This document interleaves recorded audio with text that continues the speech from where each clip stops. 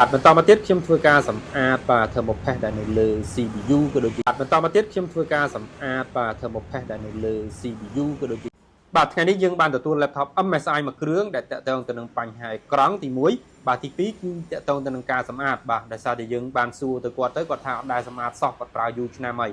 បាទអញ្ចឹងគាត់ក៏ទទួលសេវាកម្មសម្អាតបន្ថែមទៀតឥឡូវនេះបងវាយអារម្មណ៍របស់បងប្អូនមកមើលការជួសជុលរបស់ខ្ញុំទាំងអស់គ្នាបាទអញ្ចឹងដំណើរការនៃការជួសជុលមុននឹងយើងធ្វើការបាទដោះដូរអីមួយគឺយើងត្រូវដកថ្មជាមុនសិនហើយដើម្បីដកថ្មបានបាទគឺយើងដកគម្របខាងក្រោមហ្នឹងបាទអញ្ចឹងមិនបាច់និយាយច្រើនក៏បងប្អូនដឹងដែរបាទអញ្ចឹងស៊េរី model នេះគឺជា MSI GA63 បាទអញ្ចឹងយើងត្រូវមួខ្ចៅវាចេញឲ្យអស់មកបងប្អូនណាមុននឹងយើងដោះគម្របបាទបន្តមកបងប្អូនត្រូវមានប្រដាប់គាស់ដូចខ្ញុំអញ្ចឹងបាទដូចខ្ញុំមានប្រដាប់គាស់ដែលមានដៃស្ដើងបាទចុងវាស្រួចងាយស្រួលយើងក្នុងការគាស់ណាបាទអញ្ចឹងបងប្អូនអាចស្វែងរកទិញឧបករណ៍នេះបាននៅកន្លែងដែល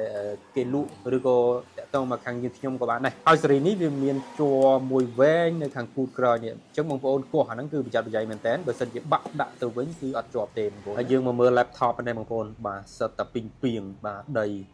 អញ្ចឹងបានគាត់ថាអត់ដែលសម្អាតសោះគឺវាបែបហ្នឹងបងប្អូនបាទបងប្អូនមកមើលចំណុចសំខាន់មួយគឺកន្លែងខ្សែថ្មបាទអញ្ចឹងយើងត្រូវដកខ្សែថ្មនឹងចេញដើម្បីការពារមានបញ្ហាឆ្លងឬក៏ឆេះនៅលើ mainboard របស់យើងបងប្អូនណាបន្តមកទៀតយើងធ្វើការដោះដៃត្រជាក់បាទដៃត្រជាក់ដែលនៅលើ CPU ក៏ដូចជា GPU ហ្នឹងបាទយើងដោះចេញឲ្យអស់មកបាទដោះខ្ចៅចេញអស់ហើយកុំភ្លេចដកខ្សែ fan ក៏ដូចជាខ្សែក្រង់អីចេញណាបងប្អូនបាទចាត់តែលើកមកដាច់ខ្សែអស់បងប្អូនអាហ្នឹងពិបាកទៀតបាទឥឡូវនេះយើងដកចេញមកហើយបងប្អូនបាទនេះបងប្អូនចង់បង្ហាញបងប្អូនទាំងអស់គ្នា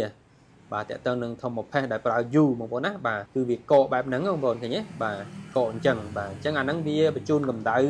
មកដៃត្រជាក់អត់បានល្អទេដល់ពេលអញ្ចឹងវាធ្វើឲ្យ laptop របស់យើងគឺឆាប់ក្ដៅអូខេឥឡូវអានេះខ្ញុំមកសម្អាតបាទសម្អាតដៃត្រជាក់របស់យើងឲ្យស្អាតបាទអញ្ចឹងបងប្អូនមានគេហៅថា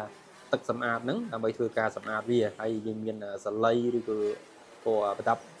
ត្បាល់ត្រចៀកហ្នឹងបងប្អូនយកមកសម្អាតបានបាទហើយអាកង្ហាលរបស់វាបងប្អូនមើលពីក្រៅទៅឃើញថាអត់សូវមានដីណាត្រូវអត់បងប្អូនបាទប៉ុន្តែចាំមើលនៅពេលដែលខ្ញុំគាស់ចេញមកបងប្អូននឹងបានឃើញទាំងអស់គ្នាបាទនេះបងប្អូននេះកំណកដីកំណកធូលីដែលវាកកជាប់នៅ